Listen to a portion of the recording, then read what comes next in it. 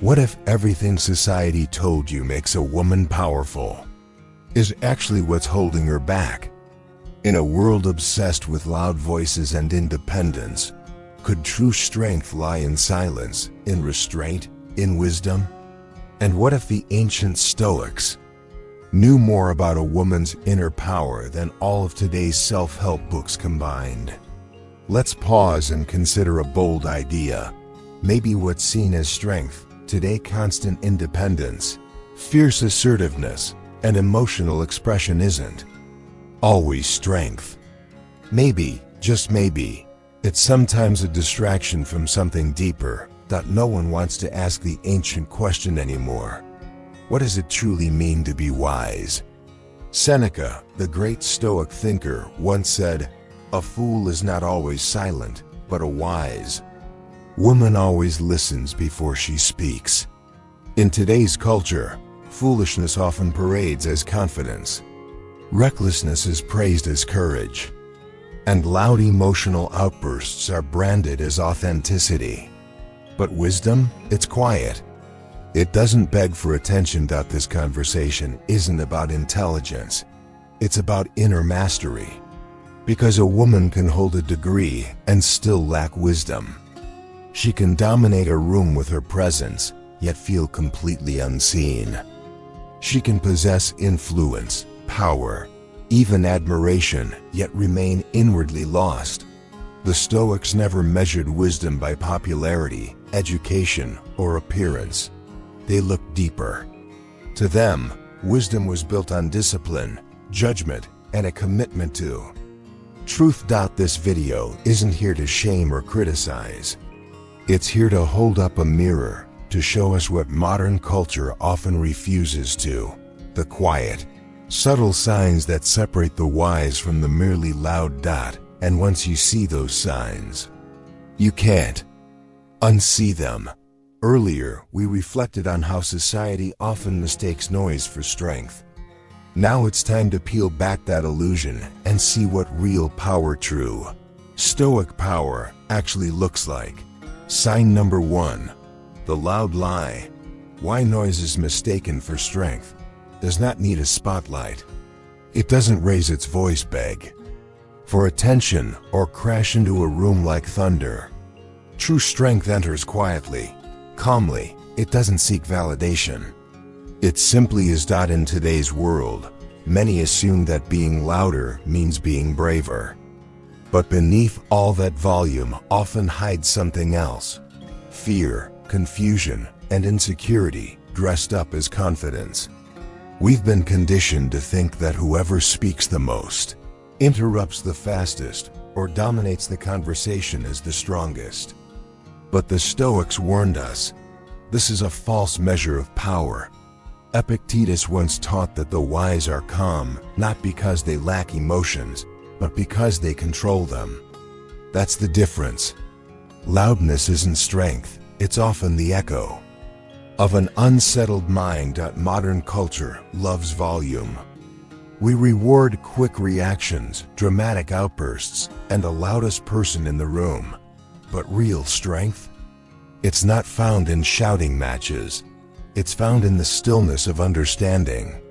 It's in the ability to pause, to think, to respond, not react. Imagine a storm, wild, chaotic, thrashing everything in its path. Now imagine a mountain, immovable, grounded, silent. Which one holds true power? The loud woman believes she's being heard. But the wise woman knows when to speak and, more importantly, when not to. The foolish woman wields her voice like a weapon. But the wise woman uses hers as a tool sharpened with clarity, guided by purpose. Marcus Aurelius once wrote that self-control is the highest expression of strength. Not fighting back, not raising your voice, but holding your center. When everything around you pulls at your emotions. It's walking away when others provoke you. It's speaking gently when others yell. It's choosing peace over pride. So many today confuse emotional chaos with passion. They argue without reason, speak without thought, and react without wisdom and then call it power. But power that constantly needs to be proven isn't power at all. It's insecurity dressed in performance. A truly powerful woman doesn't need to declare her power. Her presence says everything. Her calm unsettles the room more than shouting ever could. Her silence cuts deeper than words. And here lies the paradox. The louder you become, the less people truly hear you. The more you fight to be seen, the more invisible you become, especially to the truth. The Stoic woman is not passive, she's intentional. She doesn't suppress emotion, she channels it. She doesn't fear conflict, she selects her battles with wisdom. She doesn't shout for respect, she earns it quietly, through strength of character. So let me ask you, do you speak just to be heard or to bring clarity? Do you react from impulse or respond from grounded strength? Is your drive to be loud or to be wise? In the previous section, we uncovered how loudness often masks insecurity and how true strength lives in restraint. But not all dangers are loud. Some whisper. And the next one? It speaks in your own voice. Sign number 2. Emotional slavery. When feelings rule the mind, if your power disappears the moment you go silent, it was never real power. It was just noise pretending to be strength. Here's a truth few will admit. Being loud might grab attention, but it will never grant you wisdom, respect, or inner mastery.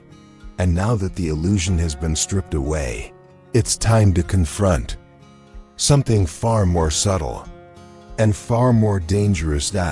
This is the quiet enemy that disguises itself as authenticity, but secretly controls your every move. It's called emotional slavery. When emotions are in control of the mind, you're not living with power, you're being ruled by it. And you were never meant to be a servant to your feelings. But that's exactly what many people have become. Not because they are weak, but because no one ever taught them emotional discipline. Today's world encourages you to feel everything, express everything, and act on everything. But the Stoics knew how dangerous that mindset could be. Seneca said it best, "No man is free who is not master of himself." And that applies to women, just the same. Emotions are not the enemy, they are messengers, not masters. They're meant to inform us, not dominate us.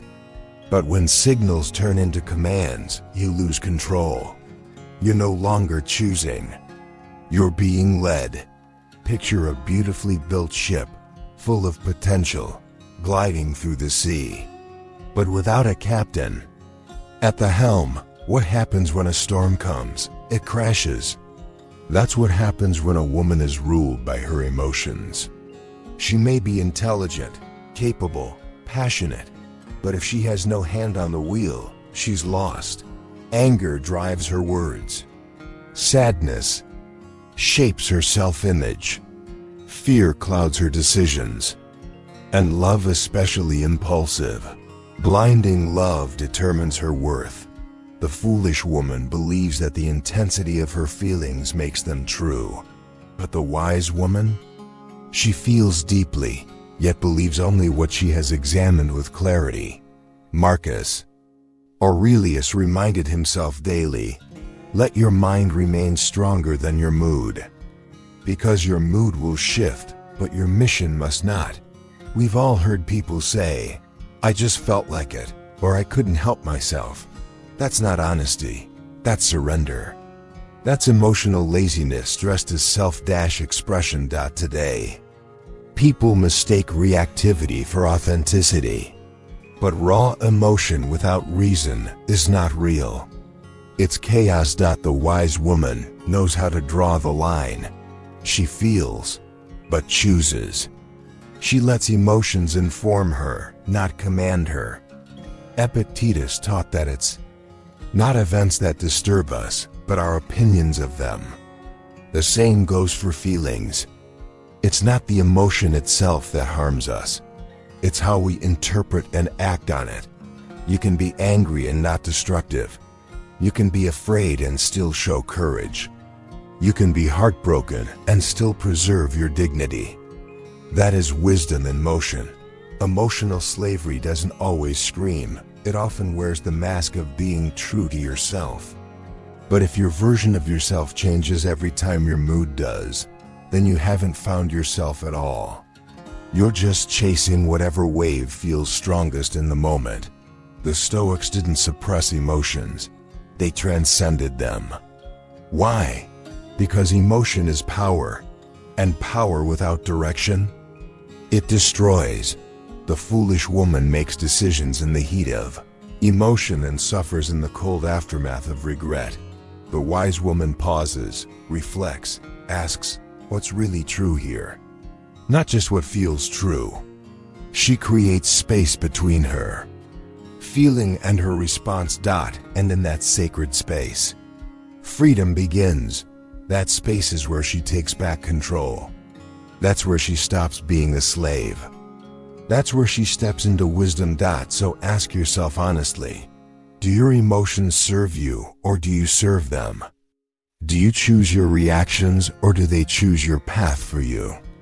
If your peace vanishes every time someone offends you, have you really mastered yourself? If your joy collapses every time life gets hard, are you truly free? Emotional slavery is invisible until the moment you recognize it. In the last section, we uncovered the hidden chains of emotional slavery, how subtle and seductive they can be. But now, we step into even more dangerous territory, a mindset that quietly destroys your strength while pretending to protect it. Sign #3. Victimhood addiction. The subtle death of responsibility. Once you see the chains, you can break them. But some chains are trickier. They feel like safety, like comfort. They don't look like shackles at all. Instead, they wrap around your mind with the illusion of protection. And that's what makes this next sign so dangerous. There's a silent poison that seeps into the soul. At first, it feels soothing. It tells you you're special for your suffering. It even feels empowering. But over time, it corrodes your discipline, weakens your strength, and slowly kills your self-respect. That poison is victimhood. Today, far too many people wear their wounds like trophies. They don't define themselves by how they rose from pain, but by the pain itself. Their identity becomes what was done to them, not how they chose to respond. And sadly, the world often encourages this. The more broken you appear, the more applause you receive. The more helpless you act, the more attention you're given. But the Stoics saw through this illusion centuries ago. They called it what it truly is: the slow death of personal power. Take Epictetus, born into slavery, beaten, silenced. And yet, he became one of the most powerful minds in Stoic philosophy. He taught that even in chains, a person could be free if they ruled their own mind. He refused to be a victim. Why? Because he understood a timeless truth: you cannot control what happens to you, but you can always control how you respond. Victimhood addiction is tempting because it removes the weight of responsibility. It whispers, this isn't your fault, your failures, someone else's doing, your emotional instability, the world's responsibility, your lack of growth, society's injustice. And the foolish woman believes it. She waits for someone to rescue her. She explains her stagnation as something out of her control. She surrounds herself with people who sympathize, not those who challenge her to evolve. But the wise woman, she sees through it. She knows pain is real, but she also knows pain is not a golden ticket to moral superiority. Pain is not a permanent identity. it's a crucible, a test. Sometimes it's the very pressure that shapes your strongest self. Seneca said, "Difficulty strengthens the mind, just as labor strengthens the body." But today, we avoid difficulty. We label it unfair. We run from responsibility and rebrand it as self-care. But there is nothing noble about staying a victim forever. True nobility lies in the rise after the fall, in owning your scars. Not flashing them for attention, but using them as tools to climb higher. Victimhood whispers, "The world owes you." Wisdom answers, "You owe it to yourself to become stronger." In every hardship, you face a choice between two paths. One leads to bitterness, blame, and emotional paralysis. The other leads to clarity, growth, and deep freedom. The difference isn't in what happened. It's in who you decide to become in response. The addict of victimhood stays stuck, replaying her wounds for sympathy, avoiding accountability by blaming others. She mistakes attention for healing. But attention doesn't heal. Ownership does. Here's the truth. Being a victim is not the same as being powerless. You can be hurt and still rise. You can be wronged and still choose dignity. You can fall and still stand with honor. The Stoics believed in radical ownership, not because they denied suffering, but because they knew one thing: only through responsibility can you access transformation. Responsibility doesn't mean blame, it means power. It's the moment you stop waiting for life to fix itself and start shaping it with your own hands. The wise woman knows no one is coming to save her. And that's exactly why she saves herself. She doesn't wait. She acts, she chooses discipline over excuses and motion over victimhood. In the last section, we challenge the lie of victimhood, the kind that disguises helplessness as identity and convinces you that growth is someone else's job. But once you let go of that mindset, you uncover a new illusion, one that looks like strength on the outside, but slowly weakens you from within. Sign number 4. The illusion of independence. Strength without wisdom. So ask yourself honestly, are you repeating your story to rise or to stay the same? Are you using your pain as fuel or as a shield? Are you living by your values or by your wounds? Victimhood may feel soothing in the moment, but in the long run, it robs you of everything that truly matters. And when you finally break free, something else becomes clear. There's a quiet trap, one that keeps countless women stuck, even those who believe they've already made it.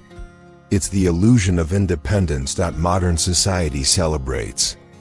Independence like it's the ultimate prize, the final step in becoming powerful. But what if that independence is just another mask? What if what we call freedom is actually isolation in disguise? We're told that the strong woman needs no one, asks for nothing, and answers to nobody. She builds high walls and calls them boundaries. She cuts off connection and calls it self-respect. But the Stoics warned us isolation is not strength. More often than not, it's fear hiding behind pride. Marcus Aurelius ruled the mightiest empire of his time. Yet in his writings, he constantly emphasized humility, connection, and service. He never mistook independence for arrogance. He knew that true strength isn't found in being alone. It's found in being whole. The foolish woman sees needing others as weakness.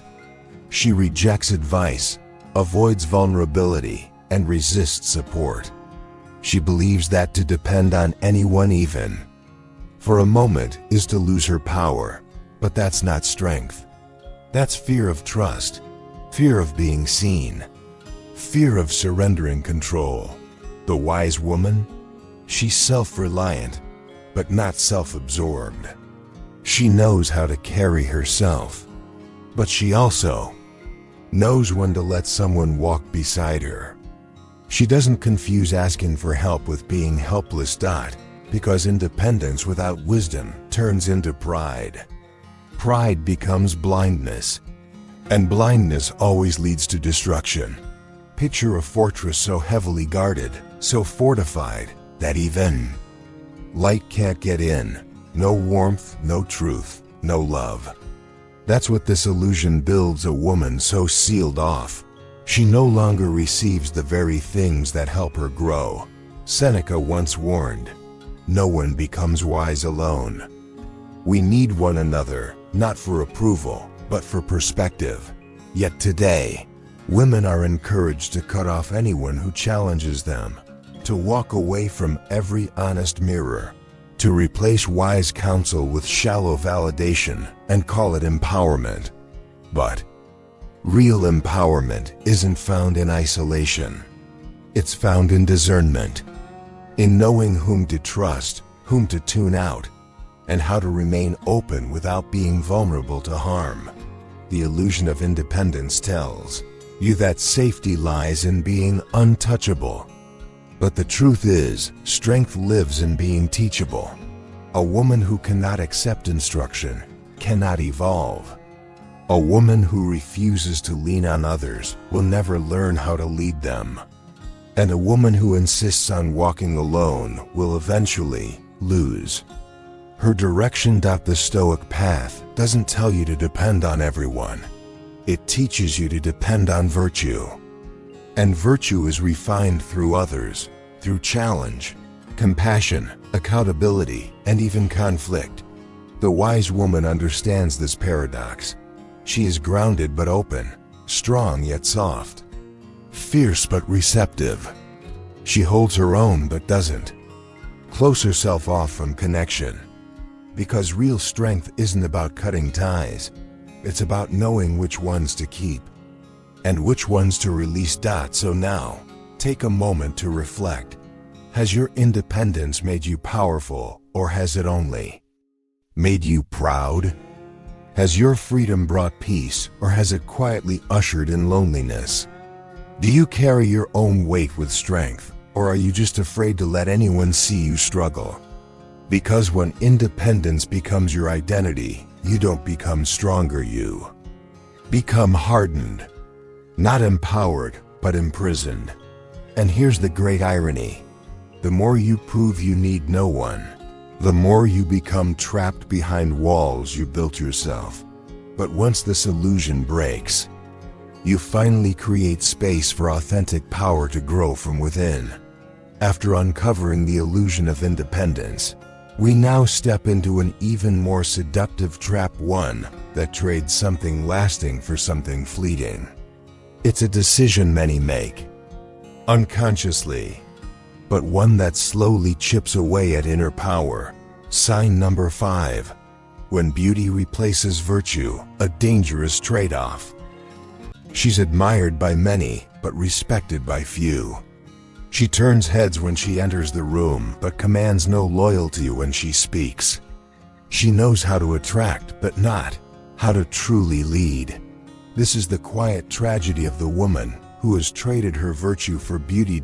In today's world, beauty is a kind of currency, and many women spend their entire lives trying to collect it as if it's the source of all value. They sculpt their faces but not their character. They spend hours perfecting their appearance, but little time developing wisdom, grace, or inner strength. The Stoics saw this trap centuries ago. Epictetus warned, "What's truly beautiful is not the body, it's the soul, shaped by virtue. Because beauty fades, but virtue endures. The foolish woman believes her appearance is enough. She thinks if she's desired, she must be worthy. If she's praised, she must be powerful. But that's an illusion. Beauty may open doors, but only virtue keeps them open. There's nothing wrong with being beautiful. The danger lies in depending on it. Beauty is fragile. Time will inevitably take it. Public attention will twist it. And if beauty is your only source of worth, you will live in constant fear of losing it. History offers us a cautionary tale. Helen of Troy, whose legendary beauty sparked a war. But what legacy did she leave behind? Just destruction, grief, and conflict. A Stoic woman would ask, what good is beauty if it brings chaos? What good is charm if it has no character behind it? Seneca once said, no adornment is greater than inner virtue. Yet today's culture flips that truth on its head. It teaches women that their worth is skin deep, that youth matters more than wisdom, that seduction matters more than substance. The woman who buys into this belief becomes a product, not a person. She starts performing instead of growing. She edits herself constantly, always chasing approval, terrified of stillness, and haunted by the thought of growing older. But the wise woman? She values beauty, yes, but she honors virtue. She cultivates elegance not just in how she looks, but in how she thinks, how she speaks, and how she acts when no one is around to applaud her. She doesn't chase compliments, and she doesn't fall apart from rejection, because her worth is built on something time can't touch. Her principles. Real power isn't found in how many people desire you. It's in how well you govern yourself, especially when no one is watching. The woman who chooses virtue over vanity invests in something eternal. Her presence draws people in, not because of her looks, but because of how she makes others feel. She brings peace, not pressure. She radiates strength, not seduction. Wisdom, not neediness. And here's the paradox. The more a woman relies on her beauty, the less powerful she becomes, because she's constantly trying to hold on to something that, by its very nature, won't last. But the woman who builds her character, she becomes timeless. She may not always be celebrated, but she will always be respected. So ask yourself, are you building your identity on what fades or what endures? Do you spend more time shaping your mirror or your mind? Do people simply admire you, or do they follow you? Because beauty may capture attention, but only virtue earns true influence. And once you grasp that, you begin to escape a trap that has silently enslaved generations of women. After exploring how beauty without virtue can lead to emptiness, we now uncover a hidden pattern that quietly robs women of peace, purpose, and power. It's subtle. It disguises itself as strength. But in truth, it is a thief of time, energy, and clarity. Sign number 6. Reactivity over reason. The fool's playground. Prepare yourself, because this sign reveals a silent addiction. One that drains your inner power while convincing you that you're simply being real or strong. Every day, we step onto a battlefield of choices. How do you respond to criticism? What do you do when someone provokes you? How do you speak when emotions rise? In this quiet war, you walk two possible paths: reaction or reason. One is emotional chaos. The other is grounded clarity. One belongs to the foolish. The other defines the wise. The foolish woman lives in a constant state of reactivity. She's easily triggered, led by impulse, and completely governed by whatever storm surrounds her. If someone disrespects her, she lashes out. If life throws her a setback, she erupts. If she feels threatened, she attacks without pause, without reflection. She doesn't respond. She reacts. And that single distinction is the line between power and powerlessness. The Stoics saw this danger clearly. They called it temporary madness. Marcus Aurelius taught that if someone has the ability to make you angry, they've conquered you. Not by their strength, but by your surrender. The modern world applauds reactivity. It encourages women to be fiery, bold, and loud. Speak your mind, they say. Don't let anyone cross you. But Stoicism poses a deeper question. Is that real strength? Or is it insecurity in disguise? The strong woman doesn't react to every challenge. She pauses. She breathes. She asks herself, is this even worth my energy? Is this a battle worth fighting? Is this even about me? Because most of the things that upset you have nothing to do with you at all. They're about the other person's pain, their ignorance, their ego. But when you react without thinking, you take their problem and turn it into your prison. Reactivity feels like power, but it's actually a loss of control. It's volatility wearing a mask, and volatility is not strength. It's danger. Picture a candle in the wind. It flares up with every gust, but it can't last.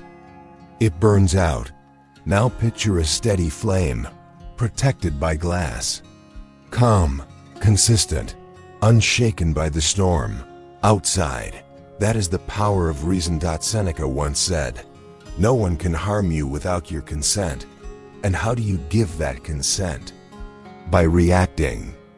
By letting others dictate your state of mind. The wise woman is not cold. She is composed. She feels everything, but she chooses her response with precision. She doesn't get dragged into drama. She doesn't trade her peace for temporary satisfaction. Reactivity says, I must respond now. I must win. I must be heard. But reason says, let me wait. Let me understand. Let me rise above. Imagine a courtroom. The most powerful person isn't the one who shouts the loudest. It's the one who waits, listens, and speaks last with wisdom. That's the Stoic way. A woman who leads with reason is trusted, respected, and yes, even feared. Not because she dominates, but because she cannot be manipulated. She cannot be baited. She is anchored. In a world addicted to outraged social media drama, cancel culture, instant judgment, choosing calm is a rebellion. Choosing stillness is strength. Choosing self-mastery is freedom. So ask yourself, how often are you triggered? How quickly do others steal your attention, your peace, your clarity? If you're constantly reacting, you're not leading, you're being led. In the last section, we learned that reactivity may feel powerful, but it ultimately steals your control. True strength comes from reason, from restraint, from self-governance. And now we arrive at the final sign. The most deceptive of all. The one that pretends to empower you, but secretly keeps you small. Sign number 7. The final mirror. How the wise woman leads herself at the end of every excuse, every illusion, every self-justifying story. One truth remains. A truth you can't avoid. A mirror you can't look away from. And it's not society. It's not your circumstances. It's not men. It's you. The final and deadliest sign of a foolish woman is this. She refuses to lead herself. She waits for direction, but ignores wisdom. She wants change, but avoids discipline. She demands respect, but has never earned it from herself. The Stoics taught that the highest form of leadership isn't about commanding others. It's about mastering yourself, your thoughts, your reactions, your choices, your principles. Epictetus once said, no man is free who is not master of himself. And that same truth echoes just as loudly for women. Because if you cannot lead yourself, something else will. Impulse will. Fear will. Your ego will. The loudest voice around you will. The foolish woman blames everything outside of her. I'd be better if I had more support, if I had more time, if people understood me.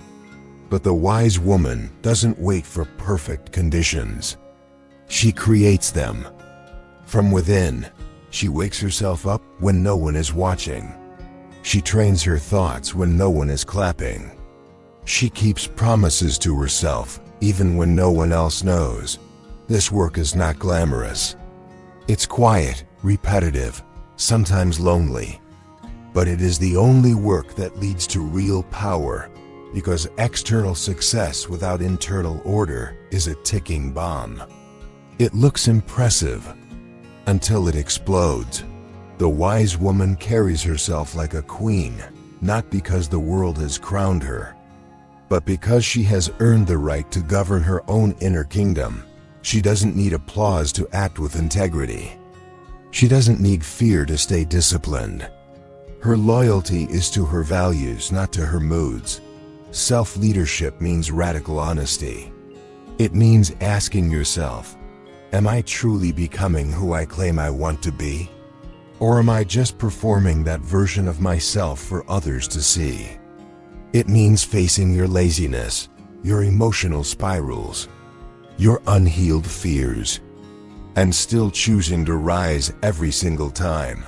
Marcus Aurelius once wrote, "The soul becomes dyed with the color of its thoughts." The wise woman knows this, so she tends to her mind like a sacred garden. She pulls out weeds. She waters what matters. She takes responsibility for every corner of her inner world.